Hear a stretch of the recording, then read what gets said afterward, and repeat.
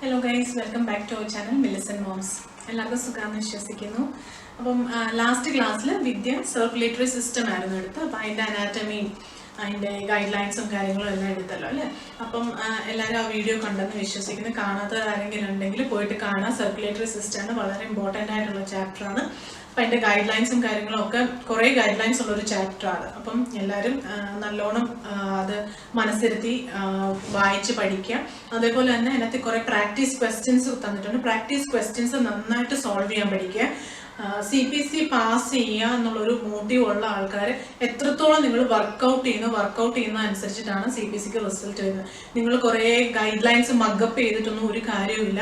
കാരണം ഞാൻ എടുത്ത് പറയാൻ കാരണം സർക്കുലേറ്ററി സിസ്റ്റത്തിലൊക്കെ ഒരുപാട് ഗൈഡ് ലൈൻസ് ഉണ്ട്. നമ്മൾ ഫസ്റ്റ് ടൈം വായിക്കുമ്പോൾ ഗൈഡ് ലൈൻ സിമിലർ ആയിരിക്കും, ബട്ട് നമ്മളത് ഓരോ സിനാരിയോയിലും അപ്ലൈ ചെയ്യാൻ തുടങ്ങുമ്പോഴേ നമുക്ക് അതിൻ്റെ ഡിഫറൻസ് മനസ്സിലാവത്തുള്ളൂ. സോ പ്രാക്ടീസ് ക്വസ്റ്റ്യൻസ് നന്നായിട്ട് പ്രാക്ടീസ് ചെയ്യുക. അപ്പം നമ്മുടെ സ്റ്റുഡൻറ് ഗ്രൂപ്പിലും നമ്മൾ കുറേ പ്രാക്ടീസ് ക്വസ്റ്റ്യൻസും കാര്യങ്ങളും കൊടുത്തിട്ടുണ്ട്. അപ്പം സ്റ്റുഡൻറ് ഗ്രൂപ്പിലുള്ള കുട്ടികളും അത് സോൾവ് ചെയ്തു എന്ന് വിശ്വസിക്കുന്നു. അപ്പം എല്ലാവരും അങ്ങോട്ടും ഇങ്ങോട്ട് ക്വസ്റ്റ്യൻസ് ഒക്കെ ഷെയർ ചെയ്തൊക്കെ പഠിക്കുക. അപ്പം വീഡിയോ കണ്ടിട്ടില്ലാത്തവർ ആരെങ്കിലും ഉണ്ടെങ്കിൽ പോയിട്ട് അത് കാണാനായിട്ട് ട്രൈ ചെയ്യാം. ഓക്കെ, അപ്പം ഇന്ന് ഞാൻ വന്നിരിക്കുന്നത് റെസ്പിറേറ്ററി സിസ്റ്റം റിലേറ്റഡ് ആയിട്ടാണ്.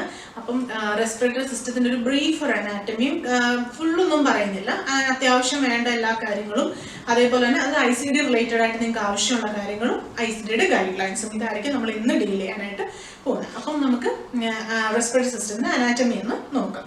ബേസിക് ആയിട്ടുള്ള അനാറ്റമി. ഇതിനകത്ത് മെയിൻ ആയിട്ട് വരുന്നത് റെസ്പിറേറ്ററി സിസ്റ്റം തന്നെ എന്ന് പറയുമ്പോൾ നമുക്ക് ഫസ്റ്റ് നമ്മുടെ തോട്ട് പ്രോസസ്സിൽ വരേണ്ടത് ഇത് രണ്ടായിട്ട് ഡിവൈഡ് ചെയ്ത് വെച്ചിരിക്കുന്നത്.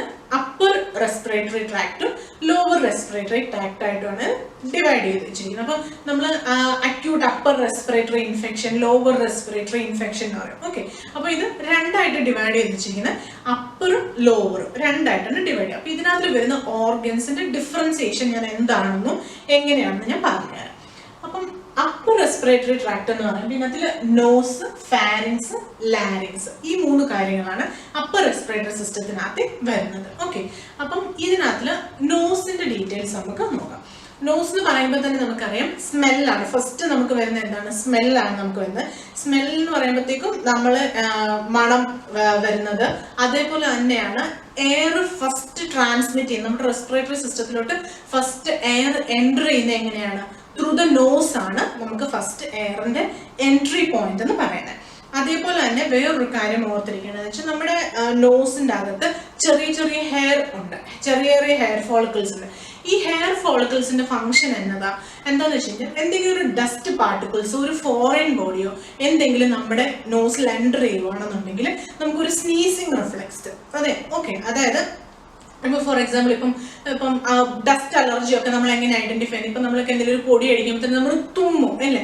അതെന്താണെന്ന് വെച്ചാൽ നമ്മുടെ മൂക്ക് ആ ഫോറിൻ ബോഡിയെ ഐഡന്റിഫൈ ചെയ്യുന്നതിന്റെ റിഫ്ലക്സ് ആണ് സ്നീസിങ് എന്ന് പറയുന്നത്. ഓക്കെ, അപ്പം അതാണ് മെയിൻ ആയിട്ട് നോസിന്റെ കാര്യം വരുമ്പോഴത്തേക്ക് വരുന്നത്. ഇത് രണ്ടായിട്ടാണ് ഡിവൈഡ് ചെയ്തിരിക്കുന്നത്. വിത്ത് സെപ്റ്റം, നേസൽ സെപ്റ്റം വെച്ചിട്ടാണ് ഇത് ഡിവൈഡ് ചെയ്തിരിക്കുന്നത്. രണ്ട് സൈഡായിട്ട് ഡിവൈഡ് ചെയ്തിട്ടുണ്ട്. അപ്പൊ നേസൽ സെപ്റ്റത്തിന് എന്തെങ്കിലും ഡീവിയേഷൻ വരുന്ന കണ്ടീഷൻസിലാണ് നമ്മൾ nasal septal deviation, deviated nasal septum എന്ന് പറഞ്ഞൊരു ഡിസീസ് കണ്ടീഷൻ തന്നെ ഉണ്ടാകും. ഓക്കെ, അപ്പൊ ഇതാണ് മെയിൻ ആയിട്ട് നോസിനകത്ത് വരുന്നത്.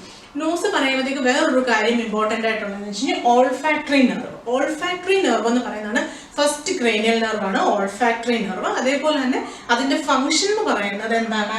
സെൻസറി ഇൻഫോർമേഷൻസ് പാസ് ചെയ്യുക. സെൻസറി ഇൻഫർമേഷൻ എന്ന് പറയുമ്പോൾ സ്മെല്ലാണ് നോസിന്റെ സെൻസറി ഇൻഫർമേഷൻ എന്ന് പറയുന്നത്. അത് നമ്മുടെ ബ്രെയിനിലോട്ട് ഇമ്പൾസസിനെ പാസ് ചെയ്ത് കൊടുക്കുന്നത് ഓൾഫാക്ടറി നെർവാണ്. ഓക്കെ, ഇതാണ് നോസിന്റെ അണ്ടറിൽ വരുന്നത്. Entry point of the air എന്ന് പറയുന്നത് നോസ് ആണ്.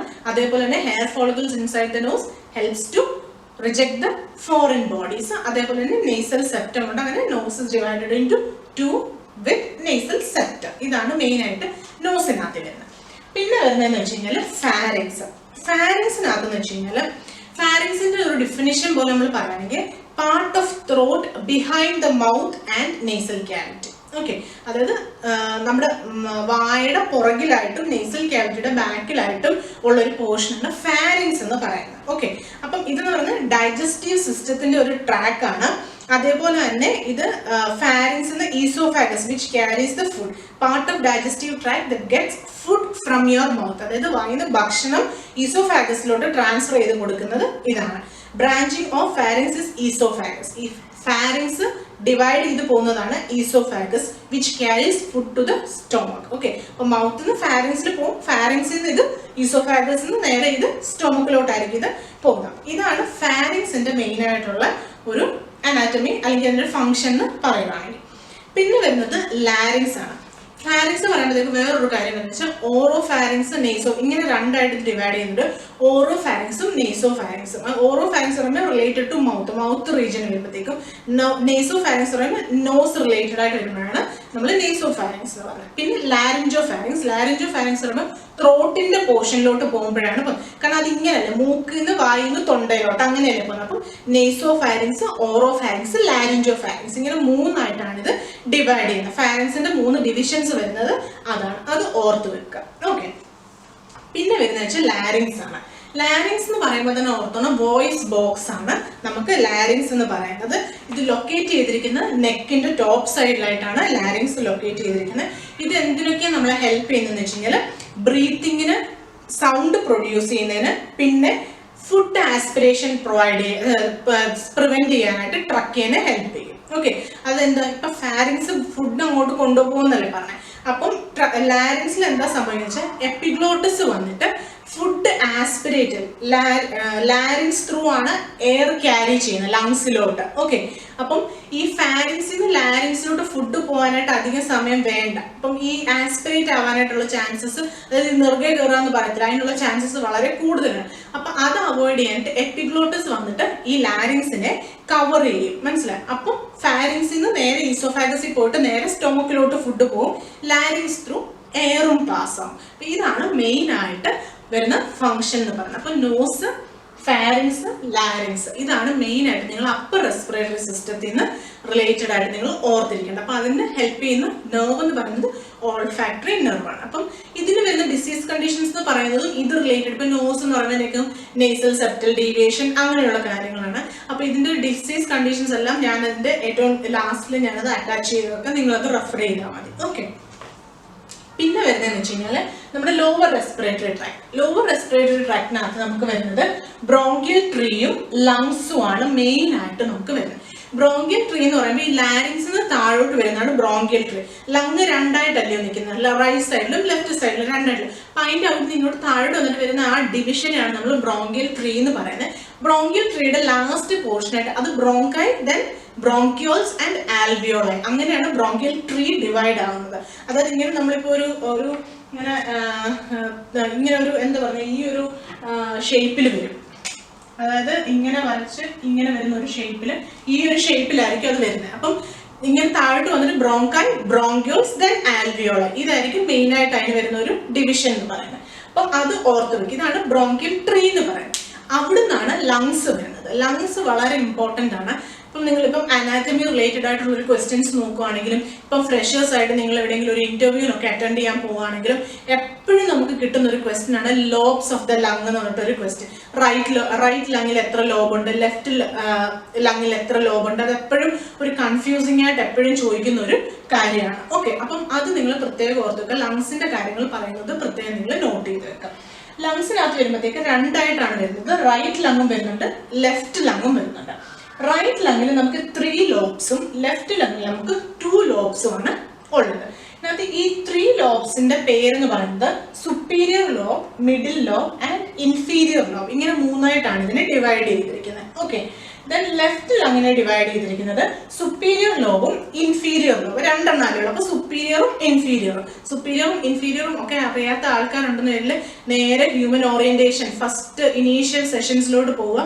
അവിടെ പോയിട്ട് കണ്ടു കഴിഞ്ഞാൽ നിങ്ങൾക്ക് പ്ലെയിൻസും ബോഡി ഡയറക്ഷൻസും കാര്യങ്ങളെല്ലാം പറഞ്ഞിട്ട് ഒരു വീഡിയോ ഉണ്ട്. അത് നിങ്ങൾ നോക്കുമ്പോൾ നിങ്ങൾക്ക് അത് മനസ്സിലാവും. സുപ്പീരിയർ എന്താണ്, ഇൻഫീരിയർ എന്താണ്, മിഡിൽ പോർഷൻ, അതെല്ലാം നിങ്ങൾക്ക് ഡീറ്റെയിൽഡ് ആയിട്ട് അതിനകത്ത് പറഞ്ഞു തന്നിട്ടുണ്ട്. അപ്പം സുപ്പീരിയർ ലോബ് എന്ന് പറയുന്നത് ഏറ്റവും മുകൾ വശത്ത്, മിഡിൽ ലോബ് ഇടയ്ക്ക് വരുന്നത്, പിന്നെ ഇൻഫീരിയർ ലോബ് എന്ന് പറയുമ്പോൾ ഏറ്റവും താഴെ വരുന്നത്. ഓക്കെ, ഇതാണ് 3 ലോബ്സ് റൈറ്റ് ലങ്ങിൽ വരുന്നത്. പിന്നെ വരുന്നതെന്ന് വെച്ച് കഴിഞ്ഞാൽ ലെഫ്റ്റ് ലങ് ആണ്. ലെഫ്റ്റ് ലങ്ങിൽ 2 ലോബാണ് വരുന്നത്. സുപ്പീരിയർ ലോബും വരുന്നുണ്ട്, ഇൻഫീരിയർ ലോബും വരുന്നുണ്ട്. അപ്പൊ ഈ ലോബ് എങ്ങനെയാണ് ഡിവൈഡ് ചെയ്യുന്നത്, എന്ത് വെച്ചിട്ട് ഡിവൈഡ് ചെയ്യുന്നത്? ഇത് ഡിവൈഡ് ചെയ്യുന്നത് എങ്ങനെയാന്ന് വെച്ച് കഴിഞ്ഞാൽ ഒബ്ലീഗ് ആൻഡ് ഹൊറിസോണ്ടൽ ഫിഷേഴ്സ്, ആ ഡിവിഷന് പറയുന്നതാണ് ഒബ്ലീഗ് ഫിഷർ ആൻഡ് ഹൊറിസോണ്ടൽ ഫിഷർ. അത് ജസ്റ്റ് നിങ്ങൾക്ക് ഒരു അഡീഷണൽ ഇൻഫർമേഷന് വേണ്ടിയിട്ട് പറഞ്ഞു എന്ന് മാത്രമേ ഉള്ളൂ. ഇപ്പൊ നോസിൽ നമ്മൾ nose is divided with nasal septum, അതുപോലെ തന്നെയാണ് കാർഡിയോളജി പഠിപ്പിച്ച സമയത്ത് വിദ്യ പറഞ്ഞില്ലേ വിത്ത് സെപ്റ്റം ആണ് ഡിവിഷൻ ഉണ്ടാകുന്നതെന്ന് പറഞ്ഞില്ലായിരുന്നു. ഹാർട്ടിന്റെ സ്ട്രക്ചർ പഠിപ്പിച്ച സമയത്ത് ചേംബേഴ്സ് പഠിപ്പിച്ചപ്പോൾ സെപ്റ്റൽ ഡിവിഷൻ പറഞ്ഞില്ലേ, അന്ന് അതേപോലെയാണ് ഇവിടെ നോസ് വരുമ്പോഴത്തേക്കും സെപ്റ്റം ആണ് ഡിവിഷൻ വരുന്നത്. ലങ് വരുമ്പോഴത്തേക്കും ഫിഷേഴ്സ് ആണ്, ഒബ്ലിക് ഫിഷേഴ്സ്, ഹൊറിസോണ്ടൽ ഫിഷേഴ്സ്. ഇങ്ങനെയാണ് നമ്മൾ ലങ്സ് ഡിവൈഡ് ചെയ്തേക്കുന്നത്. ഓക്കെ, അപ്പൊ ഇതാണ് മെയിൻ ആയിട്ട് ഒരു സൂപ്പർഫിഷ്യൽ ആയിട്ടുള്ള ഒരു അനാറ്റമി എന്ന് പറയുന്നത് റെസ്പിറേറ്ററി സിസ്റ്റത്തിന്റെ. ഓർത്തിരിക്കേണ്ട കാര്യങ്ങൾ രണ്ടായിട്ടാണ് ഡിവിഷൻ വരുന്നത്, അപ്പർ റെസ്പിറേറ്ററിയും ലോവർ റെസ്പിറേറ്ററിയും. അപ്പർ റെസ്പിറേറ്ററിയിൽ 3 കാര്യങ്ങളാണ് വരുന്നത്, നോസ്, ഫാരിങ്സ്, ലാരിങ്സ്. ഈ 3 കാര്യങ്ങൾ ഓർത്ത് വെക്കുക. അതേപോലെ തന്നെ ലോവർ റെസ്പിറേറ്ററി വരുമ്പോഴത്തേക്കും വരുന്നത് ബ്രോങ്കിയൽ ട്രീ വരുന്നുണ്ട്. ബ്രോങ്കിയൽ ട്രീയിൽ ബ്രോങ്കൈ, ബ്രോങ്കിയോസ് ആൻഡ് ആൽവിയോളൈ. ആൽവിയോളയിലാണ് എയർ എക്സ്ചേഞ്ച് നടക്കുന്നത്. Then comes the lungs. ലങ്സിൽ മെയിൻ ആയിട്ട് വരുന്ന റൈറ്റ് ലങ്ങും ലെഫ്റ്റ് ലങ്ങും. റൈറ്റ് ലങ്ങിൽ 3 ലോബ്സും ലെഫ്റ്റ് ലങ്ങിൽ 2 ലോബ്സും ആണുള്ളത്. അത് ഡിവൈഡ് ചെയ്തിരിക്കുന്ന ഫിഷേഴ്സ് വെച്ചിട്ടാണ്. ഇതാണ് മെയിൻ ആയിട്ട് നിങ്ങൾ ഓർത്തിരിക്കുന്നത്. നമുക്ക് അത്യാവശ്യം വേണ്ട കാര്യങ്ങൾ ഇത്രയാണ്. ഓക്കെ, അപ്പൊ ഇനി നമുക്ക് ICVയുടെ ഗൈഡ് ലൈൻസ് എന്നാ നോക്കാം. ഇതിനകത്ത് മെയിൻ ആയിട്ട് 4 ഗൈഡ് ലൈൻസ് ആണ് വരുന്നത്. അപ്പം ഇതിനകത്ത് ഫസ്റ്റ് ഗൈഡ് ലൈൻ എന്ന് പറയുന്നത് chronic obstructive pulmonary disease and അസ്തമ. Okay, chronic obstructive pulmonary disease എന്നുള്ളതിന് ഇനി ഞാൻ അങ്ങോട്ട് പറയാൻ പോകുന്നത് COPD എന്നായിരിക്കും. ഇത് വളരെ ഇമ്പോർട്ടൻ്റ് ആണ്. COPDയുടെ അബ്രിവേഷൻ തന്നെ ചോദിച്ചിട്ട് നമുക്ക് എപ്പോഴും ക്വസ്റ്റ്യൻസ് കിട്ടാറുണ്ട്. ഓക്കെ, അപ്പം COPDയുടെ അബ്രിവേഷൻ ഓർത്ത് വെക്കുക, ക്രോണിക് ഒബ്സ്ട്രക്റ്റീവ് പൾമണറി ഡിസീസ്. ഇതൊരു ഗ്രൂപ്പ് ഓഫ് ഡിസീസ് കണ്ടീഷൻ ആണ്. ലൈക്ക് എംഫൈസീമ, ബ്രോങ്കൈറ്റിസ് അങ്ങനെയുള്ള കണ്ടീഷൻസ് എല്ലാം കൂടെ കൂടി ചേരുന്നതാണ് COPD. ഓക്കെ, അപ്പം chronic obstructive pulmonary disease, COPD and അസ്തമ, ഇതാണ് മെയിൻ ആയിട്ട് വരുന്ന ഫസ്റ്റ് ഗൈഡ് ലൈൻ. അതിനകത്തെ പോയിന്റ് എന്താണെന്ന് വെച്ചാൽ acute exacerbation of chronic obstructive bronchitis and asthma. ഇതിനകത്ത് നിങ്ങൾ മനസ്സിലാക്കേണ്ട ടേം acute exacerbation. exacerbation എന്ന് വെച്ച് കഴിഞ്ഞാൽ എന്താണെന്ന് പറഞ്ഞാൽ എന്തെങ്കിലും ഒരു പർട്ടിക്കുലർ ട്രിഗറിങ് ഫാക്ടർ. ഓക്കെ, അപ്പൊ നമ്മൾ പെട്ടെന്ന് തുമ്മുന്നു, പൊടി അടിച്ച ഉടനെ തുമ്മി. അപ്പൊ അവിടുത്തെ ട്രിഗറിങ് ഫാക്ടർ എന്താ? പൊടി അടിച്ചത് കൊണ്ട് നമ്മൾ തുമ്മി. ഓക്കെ, അപ്പം ഇവിടെ അക്യൂട്ട് എക്സാസർബേഷൻ ഓഫ് അസ്തമ ആണ് നമ്മളോട് പറയുന്നത്. അസ്തമ അല്ലെങ്കിൽ chronic obstructive pulmonary disease or COPD. അപ്പം അസ്തമയ്ക്ക് ട്രിഗറിങ് പോയിന്റ് എന്ന് പറഞ്ഞാൽ ചില ആൾക്കാർക്ക് തണുപ്പ് അടിച്ചു കഴിഞ്ഞാൽ അല്ലെങ്കിൽ തണുത്ത ഫുഡ് കഴിച്ചു കഴിഞ്ഞാൽ അസ്തമാറ്റിക് ആയിട്ടുള്ള പേഷ്യൻസ് ആണെങ്കിൽ ചിലർക്ക് ഡസ്റ്റ് അടിച്ചാൽ പെട്ടെന്ന് അവർക്ക് അസ്തമ അറ്റാക്ക് ഉണ്ടാവും. ഓക്കെ, അപ്പൊ പെട്ടെന്ന് ഉണ്ടാകുന്ന അറ്റാക്കിനെയാണ് നമ്മൾ അക്യൂട്ട് എക്സാസർബേഷൻ. അതായത് ഒരു മരുന്നെടുത്ത് അവർ സ്റ്റേബിൾ കണ്ടീഷനിൽ പൊക്കോണ്ടിരിക്കുമായിരുന്നു, ബട്ട് പെട്ടെന്ന് എന്തെങ്കിലും ഒരു കാരണം അവർക്ക് ആ അസുഖം വീണ്ടെടുക്കുന്നത്. അതിനെയാണ് നമ്മൾ അക്യൂട്ട് എക്സാസർബേഷൻ എന്ന് പറയുന്നത്. ഓക്കെ, ആ ഒരു ടേം നിങ്ങൾ ഓർത്തെടുക്കുക. അപ്പൊ ഇവിടെ നമ്മൾ പറയാൻ പോകുന്നത് acute exacerbation of chronic obstructive bronchitis and asthma, J44 എന്റെ കോഡ് സീരീസ് വരുന്നത്. ഇതിനകത്ത് അവർ പറയുന്നത് എന്താണെന്ന് വെച്ച് കഴിഞ്ഞാൽ an acute exacerbation is worsening or a decompensation of chronic condition. ഞാൻ അത് പറഞ്ഞു നിങ്ങൾക്ക് എന്താണെന്നുള്ളത്. An acute exacerbation is not equivalent to an infection superimposed on a chronic condition, though an exacerbation may be a triggering by an infection. അതായത് ഒരു chronic കണ്ടീഷനോ ഒരു ഇൻഫെക്ഷനോ ഉണ്ടായിട്ട് അസ്തമ ഉണ്ടാകുമ്പോൾ അല്ലെങ്കിൽ ഒരു ബ്രോങ്കൈറ്റിസ് ഉണ്ടാകുമ്പോൾ നമുക്കതിനെ അക്യൂട്ട് എക്സാസർബേഷൻ എന്ന് പറയാനായിട്ട് പറ്റത്തില്ല. ഞാൻ പറഞ്ഞല്ലോ, നമുക്ക് ഒരു സ്റ്റേബിൾ കണ്ടീഷനിൽ പോയിട്ട് പെട്ടെന്ന് ഒരു ട്രിഗറിങ് ഫാക്ടർ വന്നേച്ച് നമുക്കിത് വീണ്ടും ഉണ്ടാകുമ്പോഴാണ് നമ്മളിതിനെ എക്സാസർബേഷൻ എന്ന് പറയുന്നത്. അപ്പം ഇതിനകത്ത് ഇമ്പോർട്ടൻസ് എന്നാന്ന് വെച്ചാൽ നിങ്ങൾ സിനാരിയോ വായിക്കുന്ന സമയത്ത് നിങ്ങൾ ക്ലിയർ ആയിട്ട് വായിച്ച് മനസ്സിലാക്കണം whether it is an acute exacerbation. ഇവിടെ ഇത് സ്ട്രെസ് ചെയ്ത് പറയാനുള്ള കാരണം സിനാരിയോയിൽ എല്ലാ സമയത്തും അക്യൂട്ട് എക്സാസർബേഷൻ ആണെന്ന് എഴുതണമെന്നില്ല. അത് പലതരത്തിലുണ്ടാവാം, എഴുതി വെക്കാം. ചിലപ്പോൾ ഇങ്ങനെ ആയിരിക്കും എഴുതുന്നത്, patient was on salbutamol since 1 year and patient was stable. Suddenly patient got an asthma attack due to travel to some other country. അങ്ങനെ ഇപ്പൊ കോൾഡ് പ്ലേസിൽ ട്രാവൽ ചെയ്തു, അത് കാരണം asthma. That means it is an acute exacerbation. മനസ്സിലായി നിങ്ങൾക്ക് എന്താ ഞാൻ ഉദ്ദേശിച്ചെന്നുള്ളത്? അപ്പം സിനാരിയോ ക്ലിയർ ആയിട്ട് വായിച്ച് മനസ്സിലാക്കിയിട്ട് വേണം നോർമൽ അസ്തമ കോഡ് ചെയ്യണോ അതോ അക്യൂട്ട് എക്സാസർബേഷൻ കോഡ് ചെയ്യണോ നിങ്ങൾ ചൂസ് ചെയ്യാനായിട്ട്. ഓക്കെ, അപ്പം നിങ്ങൾ ബുക്കായിട്ട് എഴുതിക്കുന്നത്. ഇപ്പോൾ ഫോർ എക്സാമ്പിൾ അതിന് വേറൊരു ഇതും കൂടെ പറഞ്ഞുതരാം. ഇൻഫെക്ഷൻ സൂപ്പർ ഇമ്പോസ്ഡ് ആയിട്ടാണെങ്കിൽ ഇപ്പോൾ പേഷ്യന്റ് ഇപ്പൊ എന്തെങ്കിലും ഒരു ബ്രോങ്കൈറ്റിസ് ഉണ്ടെന്ന് വെച്ചോ, സ്റ്റെഫൈലോകോക്കസ് സ്ട്രെപ്റ്റോകോക്കസ് എന്തെങ്കിലും ഇൻഫെക്റ്റഡ് ആയിട്ട് ഇപ്പോൾ ബ്രോങ്കൈറ്റിസ് ഉണ്ടെന്ന് വരിക, അതിന്റെ സൂപ്പർ ഇമ്പോസ്ഡ് ആയിട്ടും അസ്തമ പേഷ്യന്റ് ഉണ്ടാവാനായിട്ടുള്ള ചാൻസസ് ഉണ്ട്. അപ്പം അങ്ങനെ വരുന്ന കേസസിൽ റീസൺ ഫോർ എൻകൗണ്ടർ നിങ്ങൾ പ്രൈമറി ആയിട്ട് കോഡ് ചെയ്യണം. ഫോർ എക്സാമ്പിൾ ബ്രോങ്കൈറ്റിസ് ആയിട്ടുള്ള പേഷ്യന്റ് ആണെങ്കിൽ പ്രൈമറി ഡയഗ്നോസിസ് ബ്രോങ്കൈറ്റിസ് കൊടുക്കുക. എന്നിട്ട് സെക്കൻഡറി ആയിട്ടും വേണം നിങ്ങൾ COPD with acute exacerbation of അല്ലെങ്കിൽ acute lower respiratory tract infection എന്ന് പറഞ്ഞിട്ട് കൊടുക്കാൻ. ഇത് പറയുന്ന സിനാരിയോ ഫുള്ള് ഓൾറെഡി എസ്റ്റാബ്ലിഷ്ഡ് പേഷ്യന്റിലാണ്. എസ്റ്റാബ്ലിഷ്ഡ് പേഷ്യന്റ് എന്ന് വെച്ചാൽ ഓൾറെഡി COPD അല്ലെങ്കിൽ ഈ അസ്തമ ഡയഗ്നോസ്ഡ് ആയിട്ടുള്ള പേഷ്യന്റിലാണ്. അതിനാണ് നമ്മൾ എസ്റ്റാബ്ലിഷ്ഡ് പേഷ്യന്റ് എന്ന് പറയുന്നത് കേട്ടോ. അപ്പം ഓൾറെഡി അറിയാം ഡയഗ്നോസ്ഡ് ആണ്, COPD ആണ്. അങ്ങനെയുള്ള കേസസിന്റെ കാര്യമാണ് ഈ പറഞ്ഞുകൊണ്ടിരിക്കുന്നത് കേട്ടോ. അപ്പം നിങ്ങളുടെ ബുക്ക് ഉണ്ടെങ്കിൽ ഒന്ന് ഓപ്പൺ ചെയ്ത് നോക്കിക്കോ. J44.1 എന്ന് പറഞ്ഞ code chronic obstructive pulmonary disease വിത്ത് അക്യൂട്ട് എക്സാസർബേഷൻ. അപ്പം എന്തെങ്കിലും ഒരു ട്രിഗറിംഗ് ഫാക്ടർ ഉണ്ടെങ്കിൽ മാത്രമേ നമുക്ക് ഈ കോഡിലോട്ട് പോകാനെ കൊണ്ട് പറ്റത്തുള്ളൂ. ഓക്കെ, ക്ലിയർ അല്ലേ? ഓക്കെ, അപ്പം നെക്സ്റ്റ് പോയിന്റ് എന്ന് പറയുന്നത് അക്യൂട്ട് റെസ്പിറേറ്ററി ഫെയിലിയർ. ഇതിനകത്തിൽ രണ്ട് കാര്യങ്ങളാണ് വരുന്നത്. ARF അതായത് അക്യൂട്ട് റെസ്പിറേറ്ററി ഫെയിലിയർ നമ്മൾ പ്രിൻസിപ്പൽ ആയിട്ട് എപ്പോഴാണ് കോഡ് ചെയ്യുന്നത്, സെക്കൻഡറി ആയിട്ട് എപ്പോഴാണ് കോഡ് ചെയ്യുന്നത്. ARF has principal diagnosis and ARF has secondary diagnosis. ഈ രണ്ട് സിനാരിയോ ആണ് നെക്സ്റ്റ് നമുക്ക് നോക്കാനുള്ളത്. ഇതിനകത്തില് നമ്മൾ പ്രിൻസിപ്പൽ ഡയഗ്നോസിസ് ആയിട്ട് നമ്മൾ എപ്പോഴാണ് കോഡ് ചെയ്യുന്നതെന്ന് വെച്ച് കഴിഞ്ഞാൽ when A condition is established after study. അത് ചീഫ്ലി ഇപ്പൊ പേഷ്യന്റ് ഇപ്പൊ വരുന്നത് തന്നെ ഒരു അക്യൂട്ട് റെസ്പിറേറ്ററി ഫെയിലിയർ ആയിട്ടാണെന്ന് വെച്ചോ, അങ്ങനെ വരുന്ന കേസസിൽ ഇപ്പം സഡൻലി അതിനൊക്കെ ഒരു എക്സാമ്പിൾ വെച്ച് ഒരു ചോക്കിംഗ് ഉണ്ട്. ഇപ്പം പെട്ടെന്ന് എന്തെങ്കിലും ഒന്ന് തൊണ്ടയിൽ കുടുങ്ങി പെട്ടെന്ന് റെസ്പിറേറ്ററി അറസ്റ്റ് ഉണ്ടാവത്തില്ല. അപ്പൊ അങ്ങനെ വരുന്ന കേസ് റെസ്പിറേറ്ററി ഫെയിലിയർ ആയിട്ടാണ് പേഷ്യന്റ് വരുന്നതെങ്കിൽ നമുക്കത് പ്രൈമറി ആയിട്ട് നമുക്ക് കോഡ് ചെയ്യാം. ഓക്കെ, അല്ലാത്ത പക്ഷം നമ്മളിത് കോഡ് ചെയ്യത്തില്ല. മനസ്സിലായി? അപ്പൊ റീസൺ ഫോർ എൻകൗണ്ടർ തന്നെ നമുക്ക് അക്യൂട്ട് റെസ്പിറേറ്ററി ഫെയിലിയർ ആണെങ്കിൽ നമ്മളതിനെ പ്രൈമറി ആയിട്ട് കോഡ് ചെയ്യും, അല്ലെന്നുണ്ടെങ്കിൽ നമ്മളിത് കോഡ് ചെയ്യത്തില്ല. അപ്പം അതാണ് നമ്മളിവിടെ ARF as പ്രിൻസിപ്പൽ ഡയഗ്നോസിസിനകത്ത് പറയുന്നത്. ഇവരിവിടെ പറയുന്നുണ്ട് acute and chronic respiratory failure may be assigned as a principal diagnosis when it is a condition established after study to chiefly responsible for occasioning the admission to hospital. Okay, അപ്പോൾ അതാണ് ഞാൻ പറഞ്ഞത്. Reason for encounter അനുസരിച്ചും വേണം നമ്മൾ decide ചെയ്യാനായിട്ട് principal ആയിട്ട് code ചെയ്യണോ സെക്കൻഡറി ആയിട്ട് കോഡ് ചെയ്യണോ. ഓക്കെ, അതേപോലെ തന്നെയാണ് നെക്സ്റ്റ് പോയിന്റ് എന്ന് പറഞ്ഞാൽ acute respiratory failure as secondary diagnosis. ഇതിനൊരു എക്സാമ്പിൾ പറയുകയാണെങ്കിൽ ഇപ്പൊ ഫോർ എക്സാമ്പിൾ ഇപ്പൊ പേഷ്യന്റ് പോയിസണിങ് ആയിട്ട് വന്നു വെച്ചാൽ ഇപ്പൊ വിഷം കഴിച്ചിട്ട് എന്തെങ്കിലും വന്നു. അപ്പം പേഷ്യന്റ് വരുന്നത് റീസൺ പോയിസണിങ് ആണ്.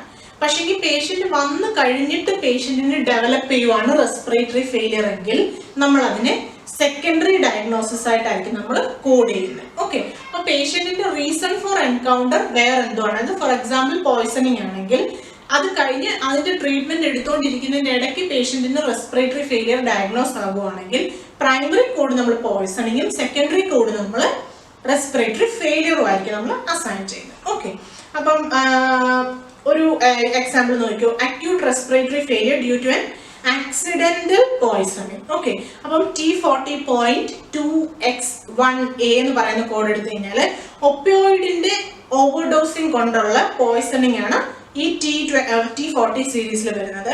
അപ്പം പേഷ്യന്റ് ഒപ്പിയോയിഡ് പോയിസണിങ് ആയിട്ട് വന്നു, but after taking treatment patient respiratory ഫെയിലിയറിലോട്ട് പോയി.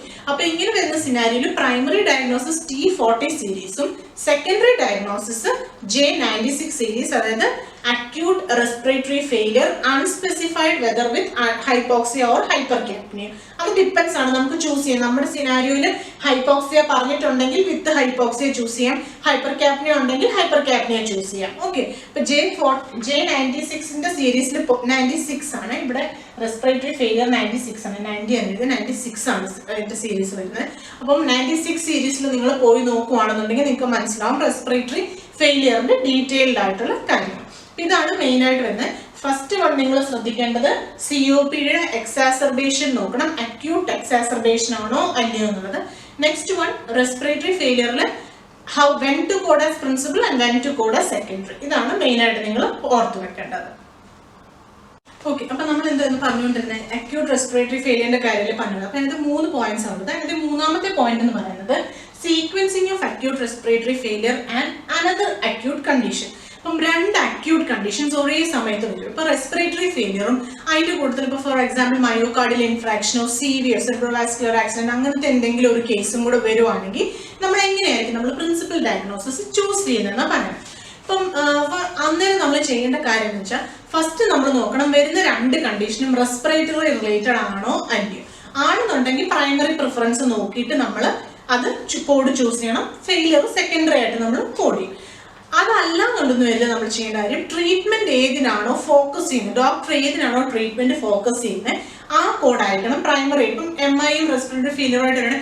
MIക്ക് ആണ് ഡോക്ടർ ട്രീറ്റ്മെന്റ് പ്രിഫറൻസ് കൊടുക്കുന്നതെങ്കിൽ MI പ്രൈമറി കോഡ് ചെയ്യുക, സെക്കൻഡറി ആയിട്ട് ഫെയിലിയർ കോഡ് ചെയ്യും. ജസ്റ്റ് ഒരു എക്സാമ്പിൾ പറഞ്ഞേ ഉള്ളൂ കേട്ടോ ഞാൻ. അപ്പം അതേപോലെ തന്നെയാണ് ഇപ്പൊ നമുക്ക് ഡോക്ടർ ക്ലിയർ ആയിട്ട് ഡോക്യുമെന്റ് ചെയ്യുന്നില്ല, അല്ലെങ്കിൽ നമുക്ക് ഐഡന്റിഫൈ ചെയ്യാൻ പറ്റുന്നില്ല ഏതിനാണ് ട്രീറ്റ്മെന്റ് പ്രോപ്പർ ആയിട്ട് പോകുന്നത്. അങ്ങനെ വരുന്ന കേസസിൽ നമ്മൾ ഫിസിഷ്യന് ക്വയറി റേസ് ചെയ്യണം. Why or for what condition the particular treatment is given for. അത് നമ്മൾ കൺഫേം ചെയ്തിട്ട് മാത്രമേ നമ്മൾ പ്രിൻസിപ്പൽ ഡയഗ്നോസിസ് ചൂസ് ചെയ്യുള്ളൂ. അപ്പോൾ പ്രിൻസിപ്പൽ ഡയഗ്നോസിസ് ചൂസ് ചെയ്യുമ്പോൾ നമ്മൾ വളരെ ശ്രദ്ധിച്ച് വേണം ചൂസ് ചെയ്യാനായിട്ട്. എന്താണോ അക്യൂട്ട് കണ്ടീഷൻ, 2 റെസ്പിറേറ്ററി റിലേറ്റഡ് ആണോ നോൺ റെസ്പിറേറ്ററി ആണോ ചെക്ക് ചെയ്യുക ഫസ്റ്റ്. നെക്സ്റ്റ് വൺ ട്രീറ്റ്മെന്റിന്റെ ഡയറക്ഷൻ നോക്കുക. തേർഡ് വൺ ഡോക്യുമെന്റഡ് അല്ലെങ്കിൽ ഡോക്ടറിനോട് ക്വയറി ചെയ്യുക. ഓക്കെ, അപ്പൊ നെക്സ്റ്റ് വൺ എന്ന് പറയുന്നത് influenza due to certain identified influenza virus. Influenza എന്ന് വെച്ച് കഴിഞ്ഞാൽ എന്താ, നമ്മൾ സാധാരണ ജലദോഷം അല്ലെങ്കിൽ കോമൺ കോൾഡിനെയാണ് നമ്മൾ ഇൻഫ്ലുവൻസ എന്ന് പറയുന്നത്. അപ്പൊ ഇൻഫ്ലുവൻസ പല ടൈപ്പ് ഉണ്ട്. Influenza A, B, Nol influenza, അങ്ങനെ കുറെ ടൈപ്സ് വരുന്നുണ്ട്. ഇതിനകത്ത് നമ്മളിത് എങ്ങനെയാ കോഡ് ചെയ്യണമെന്ന് വെച്ചാൽ ബേസ്ഡ് ഓൺ ടൈപ്പ് ആണ്. ഇപ്പൊ നമ്മൾ ലാബ് ടെസ്റ്റ് വിട്ട് കഴിഞ്ഞാൽ ലാബ് ടെസ്റ്റ് വന്നു കഴിയുമ്പോൾ നമുക്ക് ഇത് A ആണോ B ആണോ നമുക്ക് ഐഡന്റിഫൈ ചെയ്യാൻ പറ്റുള്ളൂ. അതല്ല സിംറ്റംസ് വെച്ചിട്ടാണെങ്കിൽ നമുക്കിപ്പോൾ നോൾ ഇൻഫ്ലുവൻസ എന്ന് പറഞ്ഞിട്ട് നമുക്ക് കോഡ് ചെയ്യാനായിട്ട് പറ്റും. അതാണ് അവർ പറയുന്നത്, നമുക്ക് ഗൈഡ് ലൈൻ അനുസരിച്ചിട്ട് അവർ തരുന്നത്. അതേപോലെ തന്നെ നമ്മൾ ശ്രദ്ധിക്കേണ്ട കാര്യം പോസിബിൾ പ്രോബബിൾ പോലത്തെ ഡയഗ്നോസിസ് ആണെങ്കിൽ if the provided records suspected or possible or probable influenza or other identified influenza, then the appropriate influenza code from category J11 നമുക്ക് കോഡ് ചെയ്യാൻ പറ്റും. സസ്പെക്റ്റഡ് പ്രോബബിൾ പോസിബിൾ പോലത്തെ കണ്ടീഷൻ ആണെങ്കിൽ നമ്മൾ J11 സീരീസിൽ പോയിട്ട് വേണം നമ്മൾ ഐഡന്റിഫൈ ചെയ്യാൻ. ദാറ്റ് മീൻസ് കൺഫേംഡ് അല്ലാത്ത കേസ്. അതല്ല നമുക്ക് ടൈപ്പ് A ഇൻഫ്ലുവൻസ് ആണ്, ടൈപ്പ് B ഇൻഫ്ലുവൻസ് ആണെന്ന് നമുക്ക് ലാബ് റിപ്പോർട്ട് ഉണ്ടെങ്കിൽ നമ്മൾ അതനുസരിച്ചിട്ട് വേണം നമ്മൾ കോഡ് ചെയ്യാനായിട്ട്. ഓക്കെ, അപ്പൊ ഇത്രയും മാത്രമേ ഉള്ളൂ അതിനകത്തെ ഗൈഡ് ലൈൻ. ടൈപ്പ് അനുസരിച്ചിട്ട് വേണം നമ്മൾ കോഡ് ചെയ്യാനായിട്ട്. ഓക്കെ, നെക്സ്റ്റ് വൺ എന്ന് പറഞ്ഞാൽ വെന്റിലേറ്റർ അസോസിയേറ്റഡ് ന്യൂമോണിയ അല്ലെങ്കിൽ വാപ്പ് എന്ന് പറയും. നമ്മൾ എപ്പോഴും കോമൺ ആയിട്ട് നമ്മൾ സംസാരിക്കുന്ന സമയത്ത് നമ്മൾ വാപ്പ് എന്നായിരിക്കും നമ്മൾ പറയുന്നത്. അപ്പൊ നമുക്ക് മനസ്സിലാവണം വെന്റിലേറ്റർ അസോസിയേറ്റഡ് ന്യൂമോണിയ ആണ്. ഇത് 2 കാര്യങ്ങൾ അതിനകത്ത് ഗൈഡ് ലൈൻ വരുന്നത്. ഫസ്റ്റ് വൺ എന്ന് പറഞ്ഞാൽ ഡോക്യുമെന്റേഷൻ ഓഫ് വാപ്പും സെക്കൻഡ് വൺ എന്ന് പറഞ്ഞാൽ വാപ്പ് ഡെവലപ്ഡ് ആഫ്റ്റർ അഡ്മിഷൻ. ഇപ്പൊ ഡോക്യുമെന്റേഷൻ ഓഫ് വാപ്പ് എന്ന് പറഞ്ഞു കഴിഞ്ഞാൽ ഇപ്പൊ ഫോർ എക്സാമ്പിൾ ഇപ്പോൾ ഒരു ഡോക്ടർ വന്നിട്ട് നമ്മളുടെ അടുത്ത് പറയാണ് പേഷ്യന്റിന് വാപ്പ് ഉണ്ടെന്ന് നമ്മളോട് പറഞ്ഞു, പക്ഷെ എന്നുണ്ടെങ്കിൽ റെക്കോർഡിനകത്ത് എഴുതിയിട്ടില്ല. റെക്കോർഡിനകത്ത് എഴുതിയിട്ടില്ലെങ്കിൽ നമുക്കത് ഒരിക്കലും കോഡ് ചെയ്യാനായിട്ട് പറയത്തില്ല. ഇപ്പൊ വെർബലി ഞാൻ നിങ്ങളോട് അതുണ്ട് ഇതുണ്ടെന്ന് പറഞ്ഞിട്ട് കാര്യമില്ല. ഫിസിക്കലി നമുക്കത് റിട്ടേൺ ആയിട്ട് നമുക്ക് പ്രൂഫ് കിട്ടിയെങ്കിൽ മാത്രമേ നമുക്ക് ഡോക്യുമെന്റേഷൻ ആയിട്ട് കൺസിഡർ ചെയ്യാനായിട്ട് പറ്റത്തുള്ളൂ. ഇപ്പൊ ഡോക്ടർ വന്നിട്ട് പറയാം പേഷ്യന്റ് ബ്രോങ്കൈറ്റിസ് ഉണ്ടോ വാപ്പ് ഉണ്ടോ എന്ന് പറയുകയാണെങ്കിൽ പറഞ്ഞു, ബട്ട് ബ്രോങ്കൈറ്റിസ് ഡോക്യുമെന്റഡ് ആണെങ്കിൽ നമ്മൾ ബ്രോങ്കൈറ്റിസ് മാത്രമേ കോഡ് ചെയ്യത്തുള്ളൂ, വാപ്പ് നമ്മൾ കോഡ് ചെയ്യത്തില്ല. അപ്പൊ നമ്മളുടെ റെസ്പോൺസിബിലിറ്റി ആസ് എ മെഡിക്കൽ കോഡർ, നമ്മുടെ responsibility whatever said by doctor is documented. Unless and until documentation ഇല്ലെങ്കിൽ നമ്മൾ എന്ത് ചെയ്തെന്ന് പറഞ്ഞാൽ അതിനകത്ത് ഒരു വാല്യൂ ഇല്ല. So make sure it is documented. Okay, അപ്പൊ ഡോക്യുമെന്റേഷൻ ഉണ്ടെങ്കിൽ മാത്രമേ നമുക്ക് വാപ്പ് കോഡ് ചെയ്യാൻ പറ്റത്തുള്ളൂ. Very very important. Okay, next one എന്ന് പറയുന്നത് VAP develops after admission. After admission എന്ന് പറയുമ്പോൾ തന്നെ ഓർത്തോണം പേഷ്യന്റ് വരുന്നത് വേറെ എന്തോ ഒരു കണ്ടീഷൻ. ഇപ്പൊ ഇവിടെ പറഞ്ഞേക്കുന്ന എക്സാമ്പിൾ നോക്കുകയാണെങ്കിൽ ന്യൂമോണിയ ഡ്യൂ ടു ക്ലബ്ഷില. ഓക്കെ, അപ്പൊ ക്ലബ്ഷില കാരണം പേഷ്യന്റിന് ന്യൂമോണിയ ഉണ്ടായി, പേഷ്യന്റ് ട്രീറ്റ്മെന്റ് എടുത്തുകൊണ്ടിരിക്കും. കണ്ടീഷൻ സീരിയസ് ആയത് കാരണം പേഷ്യന്റിനെ വെന്റിലേറ്ററിലോട്ട് ഷിഫ്റ്റ് ചെയ്തു. അതാണല്ലോ വെന്റിലേറ്റർ അസോസിയേറ്റഡ് ന്യൂമോണിയ. വെന്റിലേറ്ററിൽ ഷിഫ്റ്റ് ചെയ്തതിന് ശേഷം ഉണ്ടാകുന്ന ന്യൂമോണിയ. അപ്പം വെന്റിലേറ്ററിലോട്ട് ഷിഫ്റ്റ് ചെയ്ത് കഴിയുമ്പോൾ പേഷ്യന്റിന് ന്യൂമോണിയ ഡെവലപ്പ് ആവണം. അവരിവിടെ പറയുന്ന സിനാരിയോ എന്ന് വെച്ച് കഴിഞ്ഞാൽ patient admitted with pneumonia and due to streptococcal pneumonia subsequently developed VAP, and in the instance primary would be appropriate to category J12. അതായത് പേഷ്യന്റ് സൂപ്പർ ഇമ്പോസ്ഡ് MRSAയും കൂടെ ഉണ്ടെന്ന് പറയുവാണെങ്കിൽ നമ്മുടെ പ്രൈമറി കോഡ് എന്ന് പറയുന്ന പേഷ്യന്റ് എന്നാത്തിനാണോ വന്നത്, അതായത് റീസൺ ഫോർ എൻകൗണ്ടർ, ന്യൂമോണിയ ആയിട്ടല്ലേ ഇപ്പൊ വന്നേക്കുന്നത്. അപ്പൊ ന്യൂമോണിയ ആയിരിക്കും നമ്മൾ പ്രൈമറി ആയിട്ട് കോഡ് ചെയ്യുന്നത്. സെക്കൻഡറി ഡയഗ്നോസിസ് എന്ന് പറയുന്നത് വാപ്പ് അല്ലെങ്കിൽ വെന്റിലേറ്റർ അസോസിയേറ്റഡ് ന്യൂമോണിയ. അതിന്റെ കൂടെ നമ്മുടെ ഈ പർട്ടിക്കുലർ സിനാരിയോയിൽ സൂപ്പർ ഇമ്പോസ്ഡ് വിത്ത് MRSA എന്ന് പറഞ്ഞുകൊണ്ട് MRSAയുടെ കോഡ് നമ്മൾ ലാസ്റ്റിൽ നമ്മൾ അസൈൻ ചെയ്യും.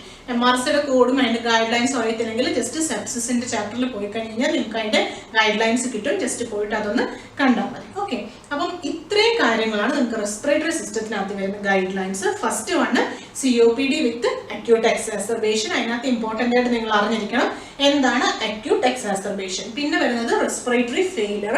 റെസ്പിറേറ്ററി ഫെയിലിയറിനകത്ത് എന്താ പറഞ്ഞത്, എങ്ങനെയാണ് എപ്പോഴാണ് പ്രൈമറി ഡയഗ്നോസിസ് സെലക്ട് ചെയ്യേണ്ടത്, സെക്കൻഡറി ആയിട്ട് എപ്പോഴാണ് സെലക്ട് ചെയ്യേണ്ടത്, പിന്നെ വേറെ കണ്ടീഷനിലൂടെ വരുമ്പോൾ നമ്മൾ എപ്പോഴാണ് ചൂസ് ചെയ്യേണ്ടത്. ഓക്കെ, പിന്നെ എന്താ ഇൻഫ്ലുവൻസയുടെ കാര്യത്തിൽ നമ്മൾ ടൈപ്പ് ഓഫ് ഇൻഫ്ലുവൻസ ബേസ് ചെയ്തിട്ടായിരിക്കും നമ്മളത് കോഡ് ചെയ്യുന്നത്.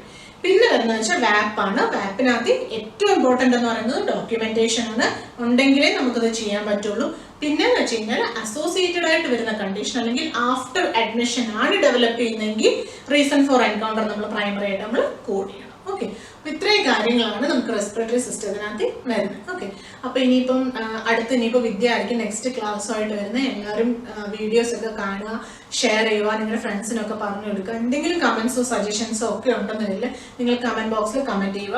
അതല്ലാന്നുണ്ടെങ്കിൽ നിങ്ങൾക്ക് millicentmoms08@gmail.com നിങ്ങൾ മെയിൽ അയച്ചു കഴിഞ്ഞാൽ ഞങ്ങളത് റെസ്പോണ്ട് ചെയ്യും.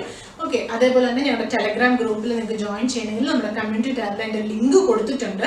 ആ ലിങ്ക് വെച്ചിട്ട് നിങ്ങൾക്ക് അതിനകത്ത് ജോയിൻ ചെയ്യാം. സ്റ്റുഡൻറ് ഗ്രൂപ്പിൽ ജോയിൻ ചെയ്യണമെങ്കിൽ മാത്രം നിങ്ങൾ ഞങ്ങൾക്ക് മെയിൽ അയച്ചാൽ മതി. അതല്ല എന്തെങ്കിലും സജഷൻസ് ആണെങ്കിലും നിങ്ങൾ ഞങ്ങൾക്ക് മെയിൽ അയച്ച് തന്നാൽ മതി. ഓക്കെ, അപ്പം എല്ലാവരും സപ്പോർട്ട് ചെയ്യുക. ഓക്കെ, അപ്പം ബൈ.